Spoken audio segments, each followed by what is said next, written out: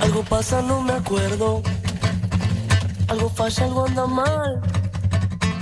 No me acuerdo de aquel día que te quise recordar. Es por culpa de la masa. De la masa. De la masa que te dan. De la masa. Es la madre de las masas. Esa masa natural. Algo pasa, no me acuerdo. Nació en Montevideo el 2 de diciembre del año 1972, en una casa repleta de música. Hijo de Nancy y también de Horacio, el Corto, creadores de Canciones para no dormir la siesta, aquel grupo musical infantil que fue un mojón de resistencia contra la dictadura. Creció en un ambiente afectivo y artístico al que se sumaron, en calidad de tíos, músicos desorbitantes de la escena local. Desde Rubén Rada a Urbano Moraes, desde Pipo Espera a Eduardo Mateo, quien de hecho acompañaría a Martín en su primera presentación en vivo a los 15 años. Sentado en la ventana, el primer día del año. Me voy muy lejos mañana a cambiar de color. Las cosas que me hacen daño. Su relación con la música es absoluta, un lenguaje vital, tan lúdico como profesional, tan técnico como pasional, tan innato como esencial, desde los vinilos a los instrumentos. Toca tu instrumento, el que te tocó, el que llevas dentro, lo sepas o no. Toca por la noche y por la mañana, que el que no lo toca se le desafina. En el concierto Candombe, Murga y Rock and Roll, Jaime Ross dijo: Martín es una bola de swing. Todo lo que canta, todo lo que toca, todo como se mueve, es swing y más swing.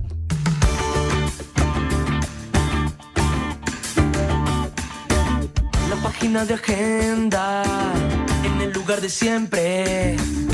Una nueva esquela, la esquela más esquela que vi. Es cada vez más leve y cada vez más breve.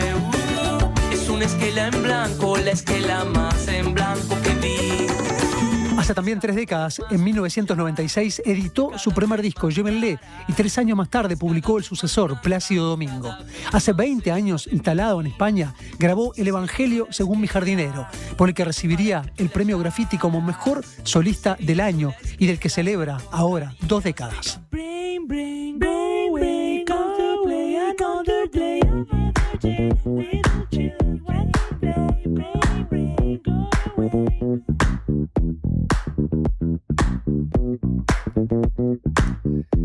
Y luego vinieron Temporada de Conejos, El Pimiento Indomable junto a Kiko Veneno, los registros en vivo, las experiencias musicales junto a Antolín y el más reciente, Basta de Música. El próximo 4 de junio Martín celebra 2 décadas entonces del disco con el que le hizo la cabeza a cientos de personas, no solo en nuestro país, sino también afuera de fronteras, a donde viaja con frecuencia por Sudamérica o Europa. El jueves 4, Buscaglia reunirá a los Bochamakers All Stars, todos aquellos músicos y músicas que han desfilado por la banda, desde los hermanos Ibarburu, Mateo Moreno, Matías Rada, Nacho Mateu, Kobe Acosta y Germán Clan. Orgasmo, orgasmo. Orgasmo, orgasmo, gracias por estar dentro de mi piel y no. Los dejo escuchando esta canción. En minutos nos visita Martín Buscaglia. Me fundiría, yeah. Gracias, orgasmo, por dejarme en paz. Gracias, orgasmo, por dejarme en paz. Obrigado, orgasmo, por dejarme en paz. Obrigado, orgasmo, por dejarme en paz.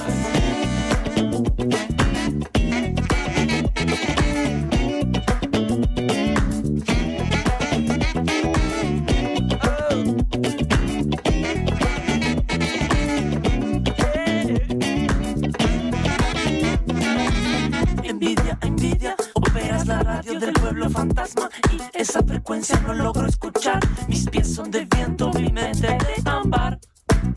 Meus pés são de vento. Mis pies son de viento, mi mente de ámbar. Mis pies son de viento, mi mente de Minha ámbar. mente de âmbar. Graças envidia por dejarme em paz. Graças envidia por dejarme em paz. Obrigado, inveja, por deixar-me em paz. Obrigado, inveja, por deixar-me em paz.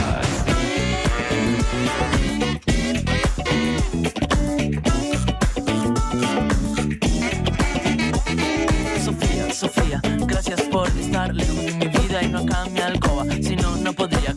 cantar, ler, componer, tomar, andar, tocar, VTB, beber, falar, conversar, etc, etc, etc. Gracias, Sofía, por dejarme en paz. Gracias, Sofía, por dejarme en paz. Gracias, Sofia, por dejarme en paz. Gracias, Sofia, por dejarme en paz. Obrigado, Sofia, por deixar-me em paz. Obrigado, obrigado, obrigado.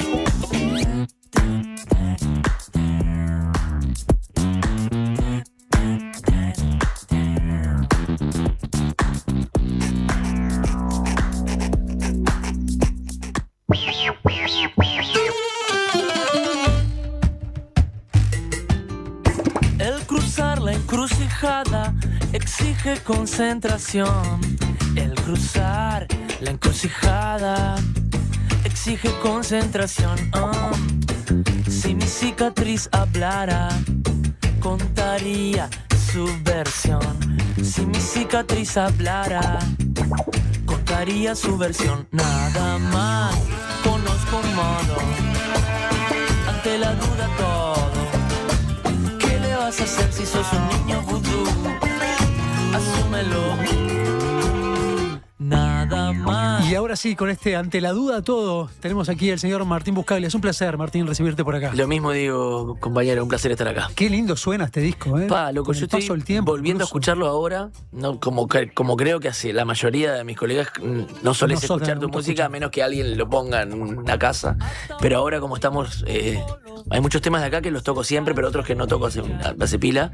Y volviendo a escucharlos, y la verdad que sí, está divino, me gusta, tiene algo atemporal. Creo que le pasa a casi todos los discos que he hecho, por suerte, que tienen algo de que bancan, ¿viste? Podría sacarlo ahora Este y tiene una estaría bien. sonoridad además increíble, ¿no? Sí, sí. He hecho el ejercicio específicamente con este trabajo, ¿no? Sí. Que tiene unos arreglos divinos, pero además con una contemporaneidad total, Sí, ¿no? sí. El combo que armé, hay muchos factores, me imagino, para eso.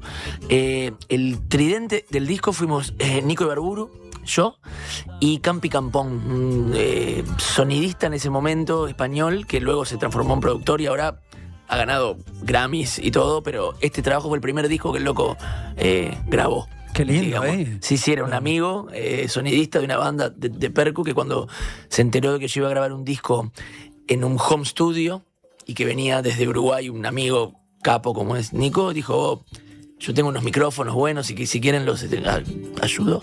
Y fue así, y terminó siendo el tercer vértice ahí del triángulo. ¿Este disco lo grabás en España y lo grabás también en Montevideo? Sí, ¿O lo grabo 80-90% en España, donde yo vivía en ese entonces, en Madrid. Y después, mi viejo estaba mal en esa época, yo volví a Uruguay a estar con él los últimos meses. Y en esa vuelta grabamos a Arnaldo Antunes en San Pablo, grabamos a Juana Molina en su casa en Buenos Aires. Y me terminé quedando y mezclé el disco acá con Daniel Báez, que es un mítico de las grabaciones uruguayas, desde Mateo, lo que Jaime, lo que Ni que sea. hablar. Ahí va. Pero viejo bueno, conocido de tremenda mano, ¿no? exactamente. Entonces eso, se grabó casi todo, te diría, allá en España y se mezcló acá en Uruguay. Qué bien. ¿Y qué buscabas en España? ¿Por qué estabas allá? La ¿Estabas vida, instalado, radicado sí, allá? la vida, seguirla. Siempre asocié la música con el viajar, al contrario de... Hay gente que, yo que sé, que se ilusiona con la fantasía musical por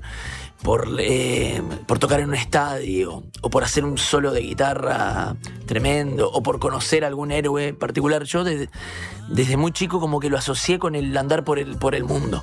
Una cosa que me imagino que viene de familia, porque había muchos amigos de la familia músicos que vivían por el mundo, Urbano en España, Pipo en Brasil. Claro, veías esa dinámica. Veía que esa era muy dinámica. intensa, además, en esa época. En esa época, loco, era tremenda. Y bueno, y pasaba acá con la dictadura, además, pasaba de otros que se habían ido, Claro. literalmente, ¿no? Había mucho músico afuera de Sí, pero había mucha Uruguay. exploración personal también, Sí. ¿no? Sin duda que la coyuntura era ideal para no estar acá. Pero había mucha inquietud también por buscar sonoridades en otros lados, ¿no? Y era un tiempo en el que todavía, aunque no nos dábamos cuenta, podía ser un explorador como los de fines del siglo XIX. Quiero decir que yo me hice un viaje, digamos, iniciático, el típico viaje iniciático, después de que saqué mi primer disco. Me fui un año Mochila a y viajar, guitarra. un año entero a Europa, solo. En la época pre-inter no había WhatsApp, no había nada, era llamar de un teléfono pinchado, quizás cada tantos meses, mandar cartas. Caer sin reservas. Y en ese momento yo sentía que ese viaje era el sumum de la modernidad, que alguien joven, mis viejos no viajaron a ningún lado, o sea, tenía que tener algún mango para viajar, que en casa no era el caso, era especial en generaciones anteriores hacer un viaje, sobre todo un viaje a Europa. Yo era de los primeros jóvenes, tenía 23 años, que podía irse por el mundo con la plata ahorrada, laburando, habiendo tocado en jardines y lo que sea. Pero visto en retrospectiva, ese viaje que a mí me parecía el último grito de la modernidad, es antiquísimo, ¿viste? Desde el día de hoy. Sí, claro. Estar un año solo conectado, mandando cartas y abriendo un mapa para ver a dónde vas, ¿no? ¿Y hacia dónde te llevó? ¿Te llevó a España en concreto? O sea, ese primer viaje no, recorrí toda Europa, después Estados Unidos, bajé todo, esa bastante típica, hasta volver acá. Pero a lo que voy es que ese impulso de la música y del viaje lo tuve siempre. Empecé a ir a España primero con Martín Morón a tocar en la calle, a vivir como es. Porque ahí había un nexo, ¿no? Alguien los había visto, un español o un chileno. Jesús, al que después le dedico la canción Claro. Lavapiés, Jesus is my coach. Porque estabas en el barrio Lavapiés. Estaba viviendo en además. Lavapiés, en la casa que era de Jesús, que luego se fue mi casa durante un tiempo. Esas intuiciones que a veces, no es que siempre salgan bien, pero a veces funcionan, como en este caso, que alguien que conoces durante 10 minutos, terminás yéndote a los meses a vivir a su casa durante mucho tiempo. Y en esos primeros viajes que hicimos con Martín Morón fue que surgió el sello Love Monk, un sello español divino, al que no le toqué la puerta jamás. Fue todo muy así, una fluidez, o sea, no sé, venerada, como andar en canoa fue. Fueron a un toque, se coparon, escucharon el disco Plácido, Domingo Mío, y lo reeditaron allá como es España. A ese disco les fue bien, ese fue un verano que sonó por ahí, y bueno, y a raíz de eso fue que me dijeron, vale, vamos a hacer otro, que es el Evangelio. O sea que por el vínculo con el sello, Sí. a partir de tu disco anterior, Claro. es que estando allá te proponen del sello mismo. Sí, que para mí fue un momento muy, muy lindo, justo que te hablé de la familia y todo eso. Fue lindo para mí por dos motivos. Primero, que un sello super cool, que ya sacaban vinilos en esa época y todo lo que se hace ahora, ya lo venían haciendo ahí. Que un sello de otro país se interesara en un disco que yo había sacado hacía 3 o 4 años. O sea, por eso te digo que el tiempo... la ciencia descubre ahora lo que el arte sabía desde un principio. Yo me acuerdo de ser adolescente y leer El Perseguidor, un cuento de Cortázar, que es como una especie de Charlie Parker, pensando en cómo a veces escuchás una música y pasás 2 horas en la canción, aunque la canción dure 3 minutos, o a veces algo larguísimo se te pasa volando, como es muy relativo el tiempo y no está ordenado pasado, presente, futuro, sino que convive. Con los discos pasa bastante eso, y me pasó con ese disco anterior mío, El Plácido Domingo. Loco, este disco que hice hace 3-4 años sigue siendo contemporáneo para esta gente que no entiende mis referencias, o no, nada. O que Sí, no tienen tan claras las coordenadas, por lo menos. Para nada. Fue muy lindo eso. Y nada, y después siguió con lo del Evangelio. Ya una cosa llevó a la otra, que también fue el auge, el primer advenimiento de los home studio con un nivel de calidad alto. Como que hasta ahí, grabarte en tu casa era inevitablemente... Era sacrificar un poco de sonido, pero a partir de entonces... Lo-fi era, ¿no? Ya está, que estaba todo bien, pero era casetero, lo que sea. Y a partir de acá, más o menos, esta época es cuando empezás a hacerlo.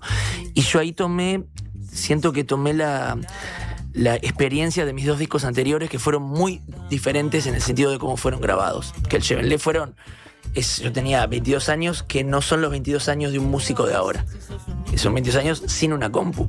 ¿Entendés? Vos ahora a los 22 años, si querés, si sos prolífico, ya podés tener varios discos editados, grabados en tu casa, Sí. Subidos por vos mismo, Llevar cosas maqueteadas. con el arte de tapa, coso, reambientado. En mi época era a la antigua, total, de ensayar, grabar en un casetito y un día ir a un estudio a grabarlo. Ese fue mi primer disco, aprendiendo, conociéndote con el estudio. El segundo, en contraposición, ya lo hice con Montemurro, Gustavo, lo produjimos juntos, y él, que ahora es un productor reconocido, ya tenía ese germen en él, ese interés, esa facilidad para las máquinas. Entonces es un disco en un ambiente controlado, todo lo contrario de lo que es mi primer disco, que es más salvaje. Yo creo que el Evangelio conviven ambas situaciones, ¿viste?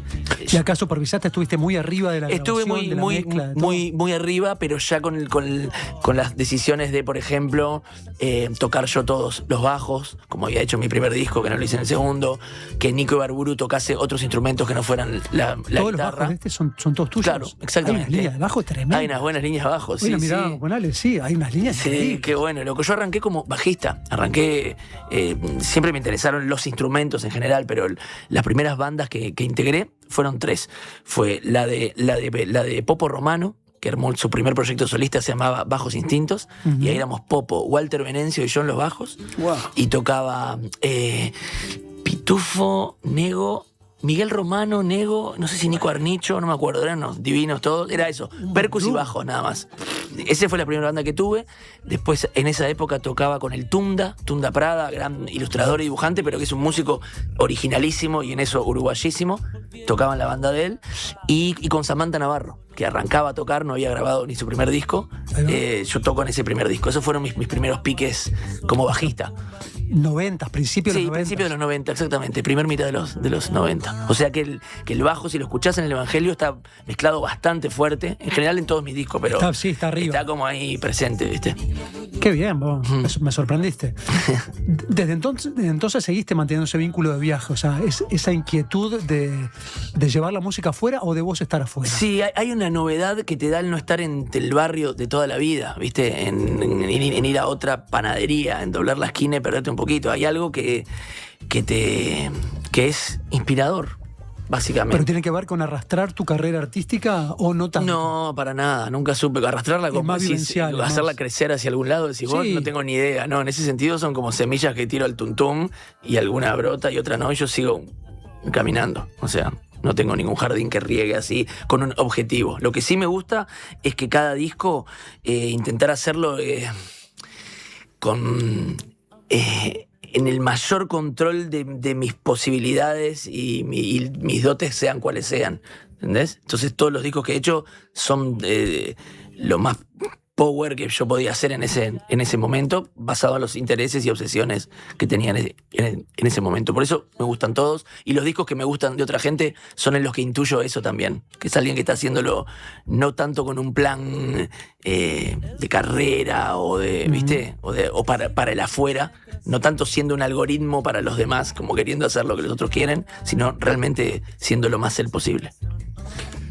¿Toda esta charla te sugiere alguna canción que tocarías? O sea, Puedo tocar cualquiera. pero lo que te haya sugerido de esta charla. Bueno, puedo tocar... Me quedé pensando igual que vos decías, Sí. no tengo ningún jardín que esté regando, pero Argentina lo tenés bastante humedecido. Sí, claro, pero hay algo lindo que ha pasado con las vueltas de la vida y de la música. En mi caso, para mí, lindo que es que ha sido todo real, ¿entendés? O sea, todo el público que me va a ver, que puede ser en lugares mucho, en otros poco, es un público entregado como yo me entrego a la música también. Entonces yo prefiero 100 entregados antes que 1000 en otra. Prefiero 1000 entregados antes que 5000 que van por ser un sabor de ese como ese momento. Eso ha sido siempre así, desde que arranqué, loco, con el Chevelé, mi primer disco, que era tocado en lugares muy, muy chiquititos, pero igual notaba que había gente a la que le pasaba lo mismo que me pasa a mí con infinidad de otros músicos, ¿viste?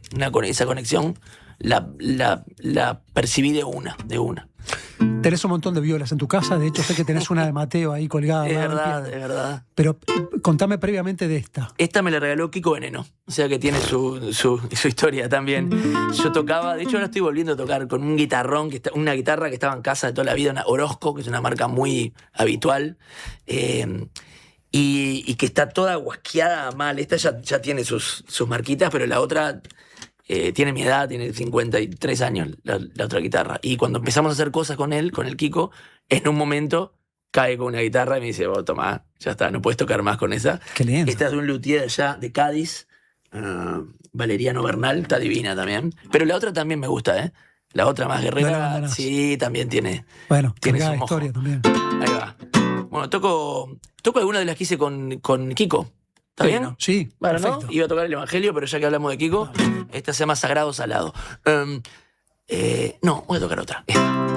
Candombe rumba. Todos somos raros, lo bueno y lo malo nos parece bien, depende con quién. Todos todos somos todo, todo por un rato, polvo del mañana, cenizas de ayer, todos somos magos en un mundo vago. Si se pincha el coche, ¿quién nos presta el gato? Mirando las olas, nos tranquilizamos, todos somos magos, esquivando estragos. Y es que todos somos raros, lo bueno y lo malo nos parece bien, depende con quién. Todos somos todo, todo por un rato, polvo del mañana, cenizas de ayer, todos somos vagos, esquivando tragos, blandiendo martillos cuando llueven clavos. Y cuando de pronto deja de llover, echamos de menos las nubes de ayer. To be a be a be, to be a be be, to be a be a be, para ba ba bi ba ba bu bi bu bi o bi, bo bi bo bi bi, to be, pirarara bi ba ba. Y la rueda machaca los presentimientos. Nos parece extraño vivir un rato sin lamentos y nos enfermamos saneando la economía y nos rompemos la garganta cantando por alegría. Si es que todos somos raros, lo bueno y lo malo nos parece bien, depende con quién. Todos somos todo, todo por un rato, polvo del mañana, cenizas de ayer, cenizas, cenizas de ayer.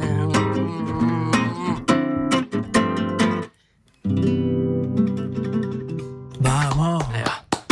Divino. Hace un ratito mencionamos a Eduardo Mateo, de hecho lo mencioné cuando hacía la presentación, ¿no? Sí. Que era uno de tus tíos que habitaba en la casa de tu viejo, ni que hablar. Sí, sí, sí. Este- Tremendo. Me encontré ayer, loco, con Ignacio Alonso, que tenía un programa de radio que fue uno de los factotums de armar esa primera noche en la que debuté tocando mis canciones con Eduardo Mateo y con Marcos Gabay, otro músico de la época. Contrabajista, bajista, ¿no? Contrabajista, exactamente. Ahí va. Muy capo, muy andaba en esa vuelta, fallecido también. Y también medio tío mío, fueron los que me hicieron la gauchada de acompañarme ahí. Es una locura, es una anécdota que has Le contado. pregunté ¿no? si tenía grabaciones, le dije, no, esa época no, Y lo nada. vi, no. Y bueno. Y el registro visual menos. Hay todavía. algunas fotos ahí. Fotos me acuerdo que tenés. Fotos ahí, sí. Divino. Tocando temas que no grabé ninguno, o sea, son temas llévenle. Yo tenía 16 años ahí. ¿Y ahí quién? ¿Te empujó tu viejo, tu vieja? Sí, mi viejo, era como un evento. Me acuerdo que el poeta Elder Silva estaba presente también y leyó un poema que en el momento me impresionó mucho sobre Lennon, me acuerdo. Y había algunas cosas más, teatro, fue como una microevento, no sé qué. Y bueno. ¿Fin de los 80 eso? Eso, 88, sí. Elijo los artistas para volver. No he muerto, he vuelto. Elijo Mayo, elijo Montevideo, elijo la calle y elijo a las artistas para volver. No he muerto, he vuelto. Elijo Mayo, elijo Montevideo. La calle elijo y elijo a los artistas para volver.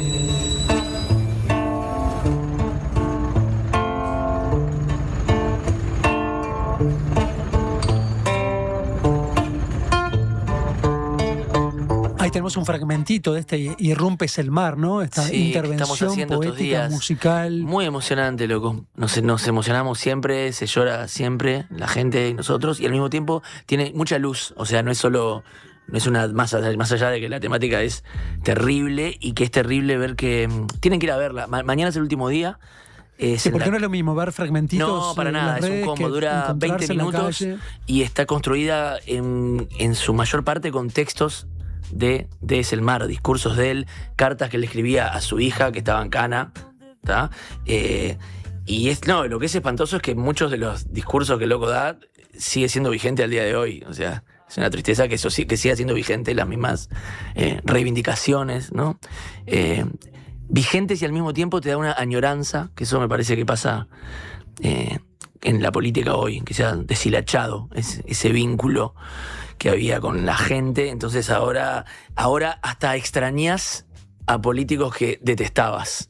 porque por lo menos tenían un nivel de discusión y de argumentación. Sí, a ¿entendés? nivel intelectual ni que hablar. Claro, entonces ahora un político a lo que más llega es a un comentario ingenioso que parece de comentarista de redes sociales, y eso es lo más complejo que, ¿no? Estoy generalizando, pero es bastante lo que Sí, pasa. sí. Entonces, bueno, la intervención, quien debería hablar más es Marianela Morena, que es quien la montó, quien la escribió, pero bueno, yo estoy ahí presente junto a María Mendive y Mané Pérez. De hecho, sos el varón. Soy el único varón, dentro porque de además esa- hay un coro después, Ahí que va. son chiquilinas también, son como 10. Soy el único varón, es verdad. Es diversificar un poco la figura de Selmar. Somos todos el mar, eso de todas partes vienen, son los el mar. En las Me remitió esquinas mucho a aparecen. I'm Not There, la película sobre Dylan. Bueno, ¿no? mirá, no lo había pensado, pero sí, claro. Donde hay un montón de distintos Sí, caracteres que bueno. representan a Bob. Mira, no lo había pensado, pero es así. De hecho, María, Mané y yo, que somos los que estamos adelante, llevando la mayor parte del texto, somos uno, ¿viste?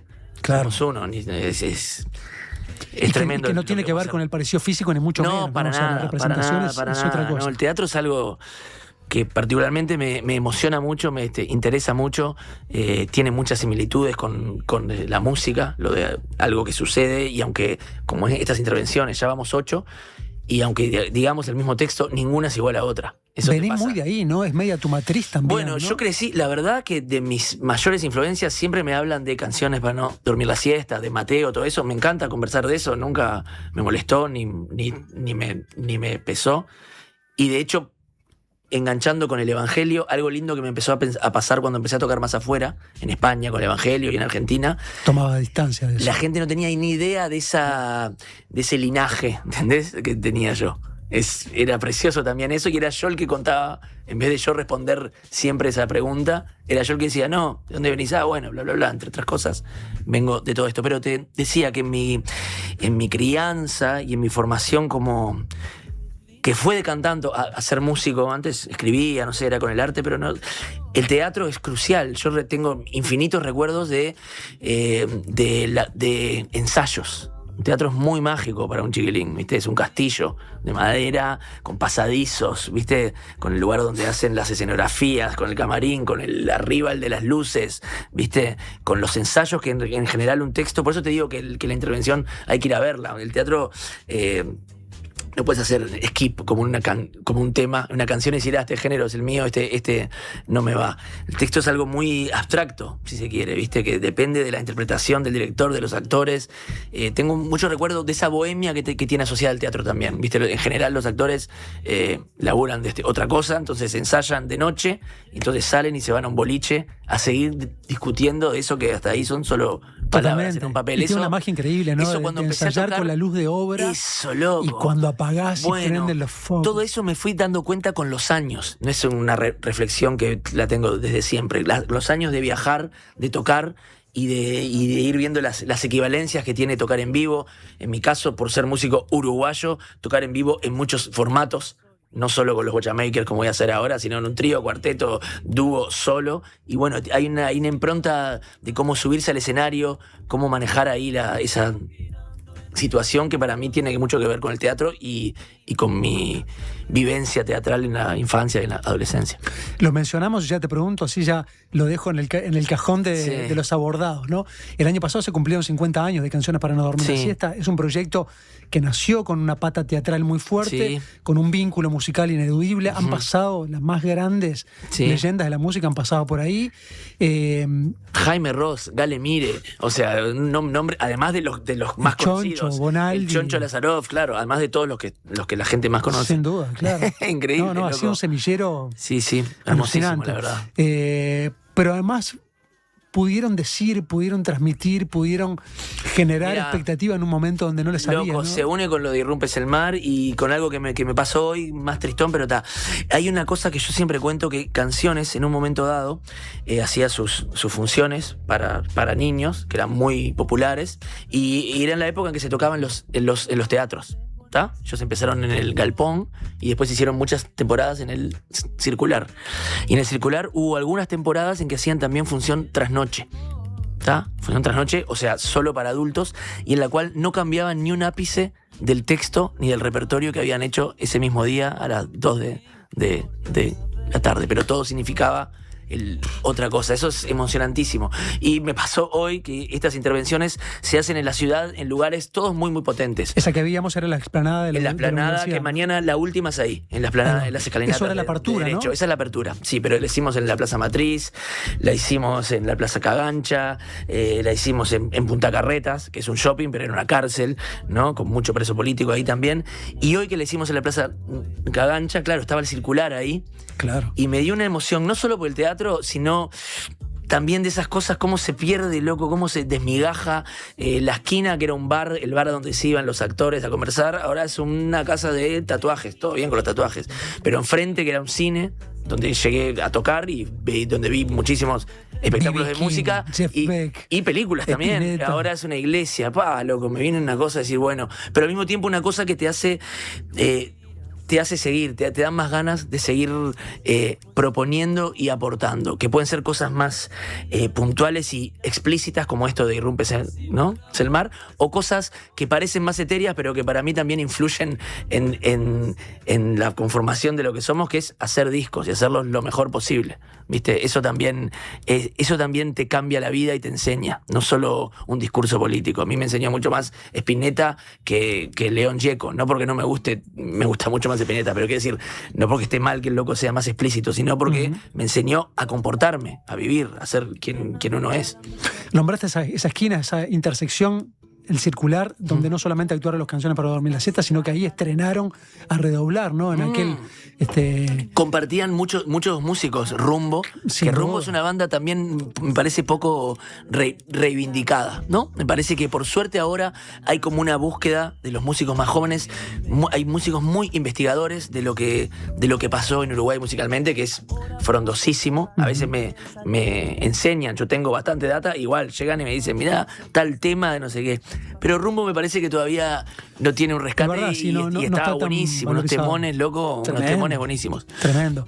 Bueno, en esa esquina yo tengo idea que vos presentaste el Evangelio según mi jardino, en el Central. Exactamente, mirá, claro. Ahí va. Sí, se filmó un DVD y todo, ahí va. Claro. Que me insistieron pila para sacarlo en disco en vivo, pero dije que no, porque discos en vivo no son lo que más me copa. Entonces dije, no, esto, que el que lo vio, y está el DVD igual. Pero era un combo divino, ¿verdad? No, está divino. Esa fue la primera formación bochamaker, digamos, que es Martín Ibarburu, con quien yo ya venía tocando desde años, Nico Ibarburu y Mateo Moreno, que Mateo lo llamé por intuición. O sea, yo volví de España con este disco El Evangelio. Acá antes venía tocando con una banda más psicodélica, con acordeón, cello, trombón, otra cosa. Volví con la intención de hacer una banda de funk bien apretadito, bien tight, ¿viste? El funk, como cualquier género, hay muchas maneras de tocarlo. Hay unos más destartalados, hay otros más... Y bueno, la mía quería, no sé, Prince, Maceo Parker, eso, todo bien, todos apretados. Entonces, bueno, hablé y convoqué a Nico, con quien había grabado el disco, a Martín, hermano, y con quien también tocaba hace años. Y pensando en bajistas, que aunque yo había tocado el bajo en el disco, tocar y cantar el bajo es un huevo, ¿viste? Claro. Por algo Sting hace unas líneas increíbles, pero hace tutum, y ya está. Entonces puedo transmitir. Sí, porque mucho. es como otro tiempo, ¿no? Otro tiempo, entonces yo toco mejor si no canto y canto mejor si no toco. Pensando en algún bajista, pensé en Mateo Moreno, a quien no conocía. Él tocaba en No Te Va a Gustar, Claro. que les estaba empezando a ir bien, pero no la locura que es ahora. Y lo llamé simplemente a decirle, Mateo, mirá, tengo este disco, voy a hacer un par de presentaciones acá y en Buenos Aires, ahí, toqué en la trastienda. Y a raíz de él, justo él estaba dejando la banda, yo no lo sabía eso en el momento. Entonces fue como el momento. Todos estos bochamakers, todos estos moldeadores de Sí, cerebro, de alguna sí. manera, van a estar convocados este próximo Sí. 4 de junio, que es la fecha que estamos haciendo hincapié en la presentación en la sala del museo, ¿no? En los años, claro, como que el Evangelio trajo aparejado esta formación, Bochamakers, que lo divino es que tiene un sonido propio. Son músicos, muchos de ellos sesionistas, o sea, ¿con quién no ha tocado Martín Ibarburu? Pero cuando toca los Bocha, toca bajo ciertos parámetros de cosas que queremos hacer y cosas que no queremos hacer. Espera, me nombraste recién Mateo Moreno. Sí, ¿No? claro. Mateo Moreno. Hola, ¿cómo andan? Espero que anden muy bien. Acá Mateo Moreno. ¿Cómo andás, Dopico? ¿Cómo andás, Busca? Bueno, un placer ser parte. Bueno, los Bochamakers en mi vida son un proyecto fundacional, más que he tenido por suerte de participar. Me siento muy, muy orgulloso de haber participado tantos años, como el proyecto de los No Te Gustar, o Pitufo, o Legión Urbana, o los Bocha, o mi proyecto, o otras cosas que he producido, son esos proyectos que yo los tengo como mojones así en mi vida, no solo de encontrar grandes músicos, de tocar con todas las formaciones, por ejemplo, no sé, tocar con Cheche y el Nico Mora, tocar con los Messi, tocar con Clan, con Tatito Bolonini, de girar por España, y quizás la frutilla de la torta que haber grabado con Kiko Veneno, y haber girado con él, que es un crack de mi vida. Eso lo sabe Martín. Es una persona muy querida para mí en mi musicoteca. Y bueno, también haber tocado con Antolín en Argentina fue haber compartido ese disco también hermoso. Y bueno, y todos los discos de Martín que participé o que representamos en shows. Y más allá de la historia de los Bocha Makers, que te la contará Martín, tengo un afecto especial hacia toda esa etapa. Vamos por más, y que estas presentaciones van a estar hermosas para reencontrarnos. El back va a estar igual de lindo que en el escenario. Besito grande, abrazos.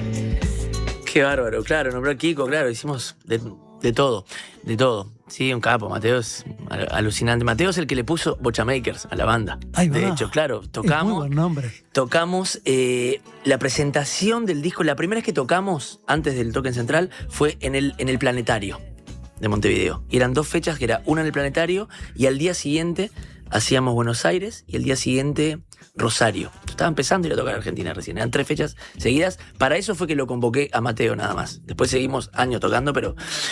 Y tocamos, claro, vos ensayás y hay una energía que vos manejás en esta charla, otra que manejás en tu casa en Crocs y otra que manejás en un escenario. Una confusión muy habitual es vos creer que lo que está en el escenario es lo que está abajo después. Es la misma persona, pero está como... para mí, por lo menos, en un... Disponible. Muy disponible y muy transmitiendo y recibiendo en un estado que no podés vivir la vida así, porque serías un demente o te consumirías muy rápidamente. Entonces ensayamos.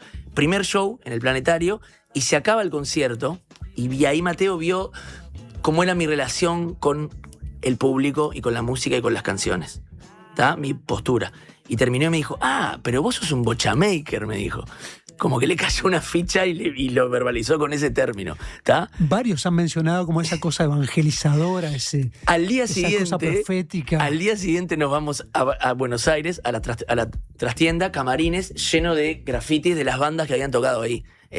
Divididos, no sé qué, y bandas sin notas. Vamos a poner alguien dice, vamos a escribir tal, y yo digo, pero no vamos a poner Martí Buscaglia. Eso lo hacés cuando tenés 12 años, que pones tu firma. Y ahí dijimos, ¿quiénes son? Los Bocha Makers. Y ahí quedó. O sea que fue Mateo el causante, el que hizo lo inspirado. El inspirado. Y la cosa evangélica que nombrás, justo este disco tiene ese título, pero para mí está relacionada, hay como un miedo quizás a aceptar que la música tiene una relación espiritual para todos, inclusive para el barra brava que solo escucha punch, el bombo y la música es lo que canta en la cancha, o para el que baila a plena, o sea, no solamente para el que tiene una relación de sentarse a poner un disco. Lo espiritual no tiene que ser solemne, ¿no? O sea, al revés, o sea, el dibujito del Buda gordo ese tiene una sonrisa así, y todos los koans, esos que budistas, son muy graciosos también y surrealistas. Y la música para mí nos fue dada por ese motivo, entre otros, ¿viste? Tiene una relación intrínseca con lo espiritual, aunque seas ateo extremista, no importa eso, ¿viste? Hay algo que te hace salirte un poco de vos y estar un poco, en ese estado en el que estás en un escenario o en un concierto en el que estás conectado. Y una prueba de eso, al día de hoy, para mí algo que me gusta mucho, que yo lo relaciono con cómo la música te permite desaparecer en ella, ¿viste? Eso te puede pasar escuchando música, no tenés que ser músico para eso, ¿no? O yendo a un toque. En los toques, al día de hoy, lo que pasa en un concierto que se acaba y esa misma noche o la mañana siguiente hay muchas historias subidas, ¿no? Por la gente que fue a ese concierto. El principio, desde el show, el hit, entre comillas, ¿no? Pero casi siempre el momento mágico de la noche, que nunca es el mismo, depende de muchos factores, ese momento no lo grabó nadie. Registrado. Nadie lo grabó porque ahí logró zafar de todo lo que estamos esclavos y desaparecer. Y participó del momento. Exactamente, me encanta cuando decís, qué increíble cuando se apagó la luz y vos improvisaste no sé qué y tocamos y alguien eso no lo grabó nadie. Qué bueno, mejor así. ¿Sabes que destapé la caja de los Bocha Makers y empezaron a salir todos? Bueno, los Bochamakers fueron armados por Martín para presentar el Evangelio, según mi jardinero, y bueno, creo que tienen esa impronta como banda evangelizadora. Así que para mí ser un Bochamaker significa eso, ser parte de esa misión. Así que bueno, eso, los shows tienen eso. Inclusive después para otros discos de Martín ya quedó eso en la banda, ¿no? Como de banda de gospel, como con esa energía. Así que bueno, es un honor y una gran responsabilidad ser un Bochamaker. Ah, qué divino, loco. Este es Martín. Ibarburu. Sí. También habló el otro Messi. Bueno, a verlo. Nico Ibarburu por acá. Bueno, ser un Bochamaker para mí es un sentimiento. Es un honor también. Y es, bueno, conecta y disfrute musical de alto vuelo. Tuve la suerte de participar en la primera época, enseguida después del Evangelio según mi jardinero. Bueno, y ahora festejando 20 años del Evangelio, esta convención de Bochamakers me emociona y me honra mucho. Así que eso, salute, hace un brindis por la música de Martín y por toda la conecta de todos estos años de Bochamakers. Vamos arriba, un abrazo. La convención de Bochamakers es muy buena. Claro, porque es un nombre buenísimo. Es muy emocionante. Hay una cosa que me emociona mucho que es los músicos, ¿viste? El oficio, capaz que te pasa con los que comparten el laburo, el tiempo que pasa y ver a los más jóvenes y compartir con los más veteranos también, y en este caso con mis contemporáneos, como me emociona mucho ver lo transcurrido y saber que seguís en esa. Yo ahora estoy preparando un disco nuevo, además de estar preparando esto de los Bocha y además de cumplir 30 años de mi primer disco. Por lo que te decía hoy, confluye todo, es como un embudo temporal donde pasa todo. Y lo estoy preparando también con Nico, o sea, tengo un ensayo pasado mañana con Nico y con Martín de temas nuevos, o sea, Bien. sigue todo vivo. Los Bocha, después, como hace años que... ¿Vas al bajo de vuelta? Sí, y lo alterno, y bueno, sí, no te quiero contar mucho de eso, no, se quema, O sea, se quema. en otra, Lo hablamos en otra. Esperá porque hay alguien detrás de las teclas. A ver, dale. Hola, ¿qué tal? ¿Cómo andan? Bueno, acá Germán Clan. Yo fui un Bochamaker durante 10 años, si no recuerdo mal, y bueno, desde el punto de vista humano implicó un imponente enriquecimiento del anecdotario, y desde el punto de vista artístico, un universo que abarcaba lo más posible. Fíjate que había desde duelo de payadas hasta coreografías, en la mayor variedad estilística que te puedes imaginar, y el teclado buscando sonidos, soniditos y sonidotes, y todo dirigido por una batuta que más que batuta era una gran masa demoledora de prejuicios. Así que había de todo, y era muy exigente musicalmente también. Así que una etapa inolvidable de mi vida que me place en sumo grado revivir ahora este 4 de junio. Abrazos. Loco, yo una cosa que Germán Clan es increíble, la cosa que siempre lo comento o no te diría que lo aconsejo, pero bueno, siempre toqué con músicos y siempre creo que hay que tocar con músicos que sean mejores que vos, ¿entendés? Más allá de que tiene que haber un líder, para mí, en una banda, las bandas que funcionan, hay alguien que, como habló Germán, tiene una batuta y vos seguís a esa, si no se diluye todo, las energías de cada uno. Pero más allá de eso, tenés que tocar con músicos que te exijan a vos. A mí yo he aprendido música tocando con todos estos divinos amigos, pero capos, de verdad. Con Germán, con Nico, con Martín, con Mateo y con Nacho Mateu, que entró en el bajo después, con Matías Rada, que entró en la viola después, con Kobe Acosta, que está tocando ahora también. Hoy me escribió una leyenda, a ver. Pero me hizo la aclaración de que él no era un Bochamaker. Me dice, yo toqué con Martín antes en otras formaciones con otros nombres. Uno era Folklodelic. Sí, grabé un tema en el disco del Evangelio, pero no llegué a tocar con el nombre de los Bochamakers. Quizá puede ser que haya tocado una vez de cambio, pero no sé si ya estaba el nombre. Esto es lo que dice Gustavo Echenique. Claro. Mega legendario. Bueno, Cheche toca en el Evangelio en el tema El Toscano del Papa, que es un tema que es medio Jim Kellner, o sea, lo pensé para Cheche, ¿viste? Es un tema medio Lennon, así, y Cheche eso lo tiene, pero lo hace de goma, es un baterista muy musical. Siempre tuve muy buena relación, más allá de ser compositor, muy buena relación con los instrumentistas, y dentro de ese gran rublo, con los bateristas en particular. Mi primer disco con Cachi Bacheta, después con Martín, con Cheche hicimos cruceros con Cheche, o sea, tocamos también mucho juntos, con Tato Bolognini, que era quien le hacía cambios a Martín cuando no podía. Todos estos que te digo son mágicos, ¿viste? Y he tocado con otros bateros también de acá. Tengo una relación particular, quizás por lo de tocar el bajo, no sé.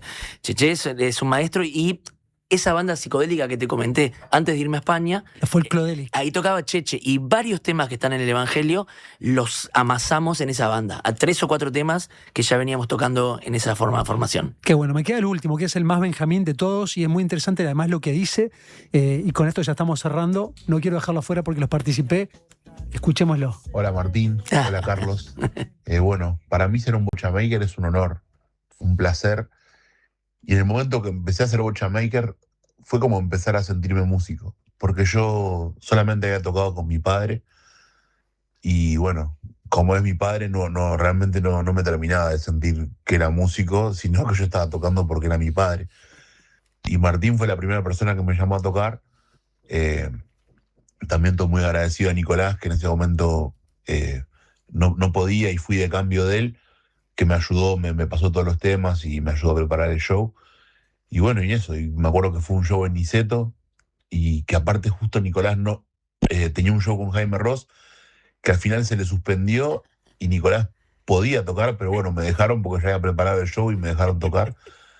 Y después terminamos tocando con Nicolás un poco, los dos juntos. Y nada, fue como un sueño, y fue realmente como empezar a sentirme músico y empezar a sentir que podía tocar, que no estaba tocando ahí porque me llamaba mi padre. Así que nada, significa mucho para mí ser un bochamaker, y bueno, muchas gracias y feliz aniversario de los bochamakers. Loco, qué divino. Qué festejo se viene. No, es que estoy empezando, claro, como uno es tan... Estoy con lo de Selmar, estoy con el disco nuevo, pero ahora me doy cuenta... Hoy hablamos, estabas medio recién llegado de Chile también. Toqué en Chile la semana pasada, pero ya me doy cuenta de lo que va a ser de verdad este concierto, y al día siguiente y al otro tocamos en Buenos Aires. Be prepared. Loco. Pero lo que te decía, ¿viste? Soy mejor músico por tocar con mejores músicos. Es así, ¿viste? He aprendido de todos ellos absolutamente con toda la sinceridad de el mundo. No lo estoy diciendo por demagogia, de nada. Es posta, es así, ¿viste? Con Martín Buscaglia, hoy hicimos La Música Me Llueve. Un placer, Martín, que nos haya acompañado, recorrer un poco tu carrera, recorrer, obviamente, un poco el cerebro de los bochamakers. Llovido de música, muchas gracias. Nos vemos el jueves. Sí, dale. 4 de junio, Sala del Museo. Exactamente. Localidades 1280, creo que quedan las últimas, y ahí vamos a tocar con Martín Ibarburu, batería, Kobe Acosta, percusión, en el bajo, Nacho Mateu, que viene de Nueva York, y Mateo Moreno, que viene de Buenos Aires. En la guitarra, Matías Rada y Nicolás Ibarburu, en los teclados Germán Klang, y el coro Canana, 4 cantantes muy muy jóvenes, sub 25 todos, que también van a sumar los coros ahí. Vayan, que les va a amasar la cabeza. Él les va a amasar la cabeza, la banda les va a amasar la cabeza. Es un placer, nos encontramos mañana, entonces, ya es casi mañana. Qué poco te hicimos laburar con la guitarra. Te podés ir cantando si querés.